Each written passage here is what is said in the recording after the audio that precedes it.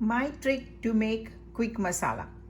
So let's look at the ingredients. I have here onion. I just basically took two very large onions from Costco, the red onions, and I cut them into like 8 pieces.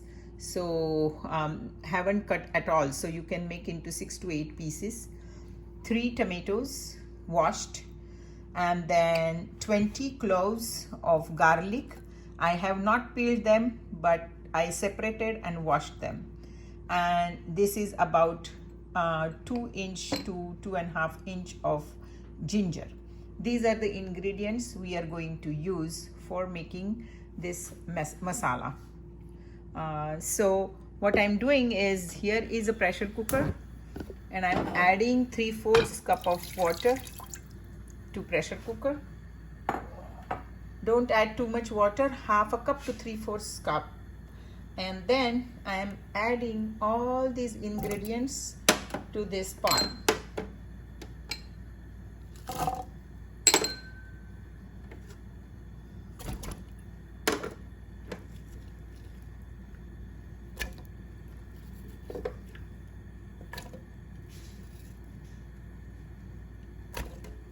And then what we are going to do is basically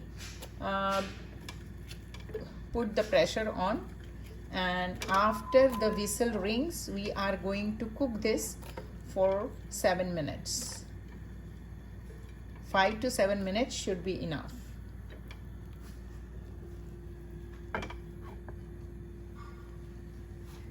So I am going to close my pressure cooker.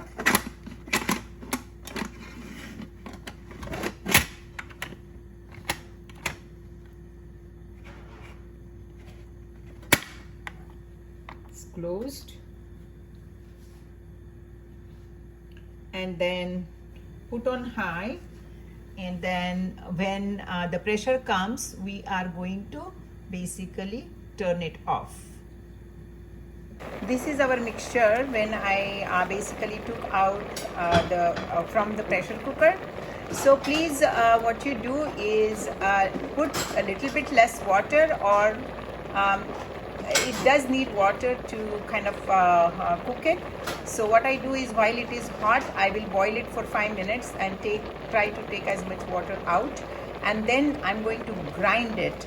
And so I'm not going to show you how to grind, it makes too much noise.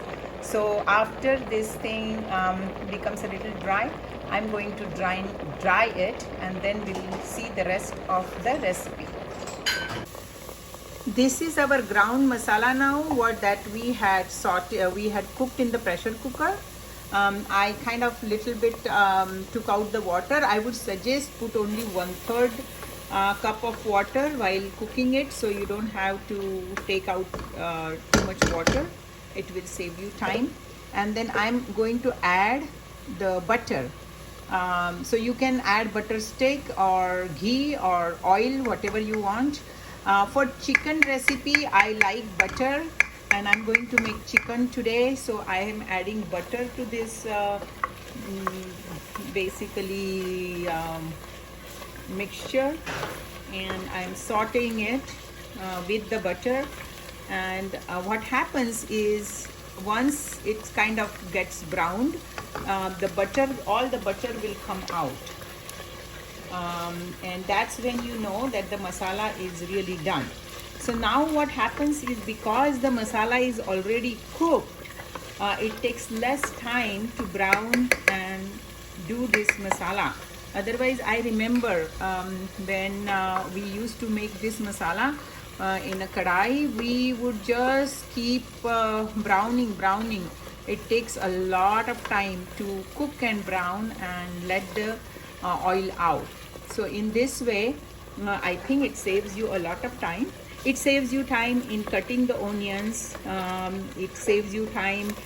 You don't have to chop tomatoes. You don't have to peel the garlic. And garlic peel is actually good for you. So ginger also, you don't have to grate. You just put it in. And in my opinion, it does save a lot of time. And masala making becomes a breeze. So we are still going to saute it for some time. And this is the masala that we kind of use in most of the cooking. I would say if I'm making vegetarian dishes, I'm making rajma, I'm making black-eyed beans, any kind of beans you are making, you can use this mixture. If you are making chole, then you don't want to add tomato because you want your chole to look brown, not red. But the masala making, I think a recipe is the same, but don't add tomato. But if you are making paneer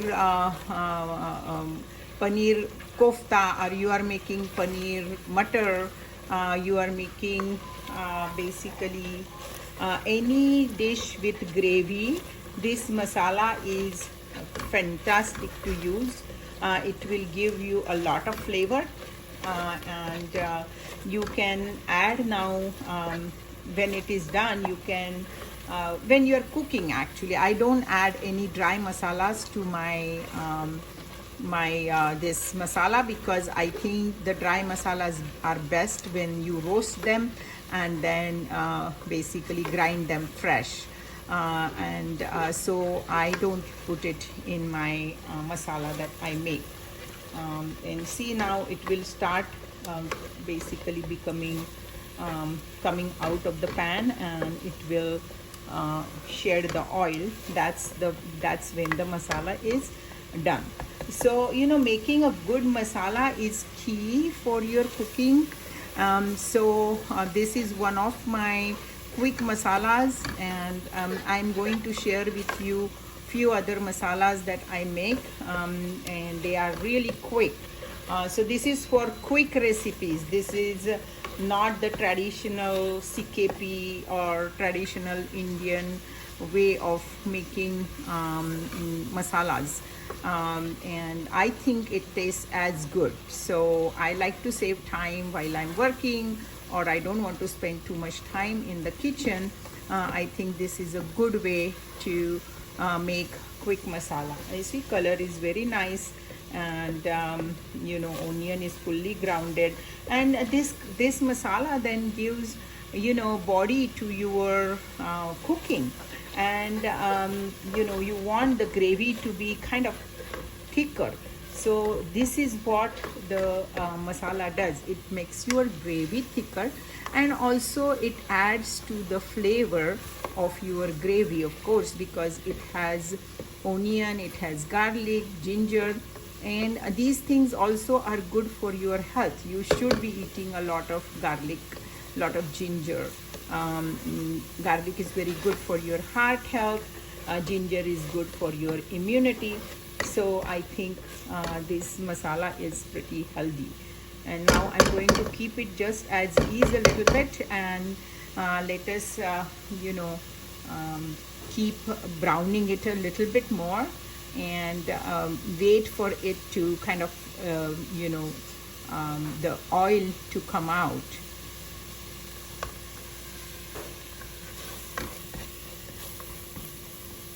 I think this masala, if you do it with my recipe, it's done in half the time than what you would spend in making traditional masala. That's what I think. So now you will see that the ghee is coming out, oozing ghee. It's kind of would come out of the pan like that. I can make it come together.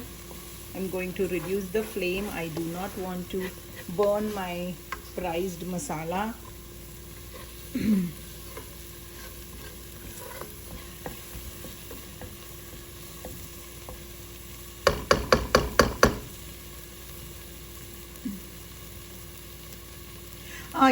One more thing I wanted to tell you. It's very easy to make this thing in Instapot.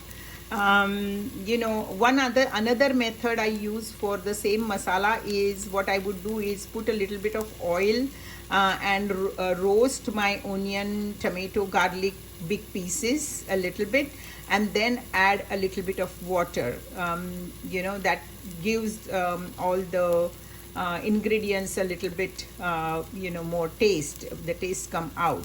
So if you are cooking in Instapot, add 1 tablespoon of oil, and then add onion, garlic, ginger, tomato, and then you put 1/3 cup of water, and then pressure cook it. After pressure cooking, in the same pot you can add 2 tablespoons of butter or oil, whichever fat you want to use, and then saute it in the same pot until it becomes a little bit brownish. If you can see, the oil is coming out, and it is basically has thickened like this. So then it's ready to be used. So I'm going to turn it off. So this is your quick masala recipe, and this is the consistency and how it looks. Now if you want to keep coarse masala, you can also grind it less. Half of it you can grind it less. I like the idea of one of the members that she keeps half the masala coarse and half the masala fully ground, so you can do that. Okay, thank you.